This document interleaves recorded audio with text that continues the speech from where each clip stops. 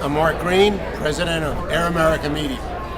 And why are you here at the Democratic National Convention? This is my 8th convention. I'm a serious Democrat, but I'm here as president of Air America Media, and we in the Progressive Book Club decided not only to talk politics all week, that's automatic, but to talk content, which is unusual at a convention. And so we're organizing an event called Authors Turning the Page. We have the leading, in my view, progressive authors in America.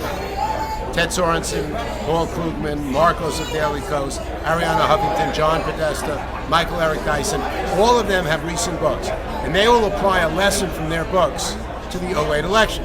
So Michael Eric Dyson is about to publish a definitive biography of Martin Luther King on April 4th, 1968. He will talk about King in the context, of course, of the first black nominee of a major party. Ted Sorensen will talk about his book, Counselor, about JFK. Jonathan Alter about his book, The Defining Moment, about FDR, and apply it to 2008. Arianna Huffington and John Podesta did major books on the progressive versus conservative, never-ending, eternal, infernal fight. It's past, it's current, it'll be future. And finally, we're going to end with a panel on what's next. And so should Democrats win the White House and both chambers of Congress, how would a President Obama and a Vice President Biden do differently than Bush and Cheney? How will they dig us out of the deep hole we've been dug into? And so I could think of no one better on these policy issues than the authors who have thought most about them and written about it. They're all going to be here at the Big Tent tomorrow. Excellent. Both as the president of Air America and also as a Democrat, what are you excited to see this week? I wanted to see for the first time how YouTube covers the convention, because it didn't exist before. Look, I personally and as a party member have won and lost. There's never been a more crucial election, because how often have we had a radical administration that invades preemptively the wrong country, screws up the economy, ruins our name abroad. And so this primary, this election, Democrats are in the mainstream and the Republicans are in the extreme. And if we can't win the White House and increase our numbers in the House and the Senate, when the economic argument is ours, when the war argument is ours, when our candidate is more thoughtful and a better candidate and more funded than the Republican Party, we might as well go to France and make it official. So we're very optimistic. We have the issues, the candidate, and the media. And the Progressive Book Club, which hasn't existed until now, is a mirror of the Conservative Book Club. Air America Media is doing on the left what Rush Limbaugh and Sean Hannity, God forbid, have done on the right.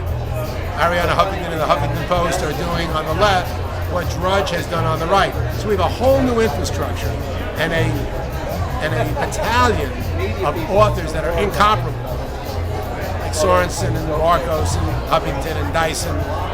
So we're extremely optimistic, and let's see if the voters catch up to us. What role do you think the new media and these bloggers, as well as radio and mainstream media, should play in terms of covering this convention?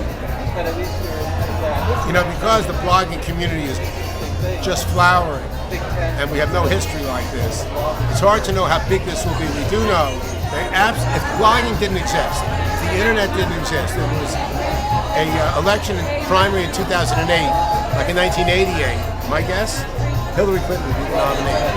Obama so plugged into and encouraged and served the internet that made the difference. And what was a kind of 52-48 primary? What looks like a 2 to 5 point general election, the difference might be the internet community. Most young people get most of their political information from the internet, from YouTube and online. Not yet most people 50 and over. So if younger people and people of color vote in larger numbers inspired by Obama, through the vehicle, encouraged by the internet and the blogging community, if they have a meet-up on November 4th in their local polling places, that could be the difference. Last question. Why are you proud to be a Democrat in 2008? I'm proud for a negative and a positive reason. The negative reason is we told people that Bush and Cheney would be a disaster. Sadly, we were right. I'm also proud that we have a ticket that is so thoughtful, strong, and visionary.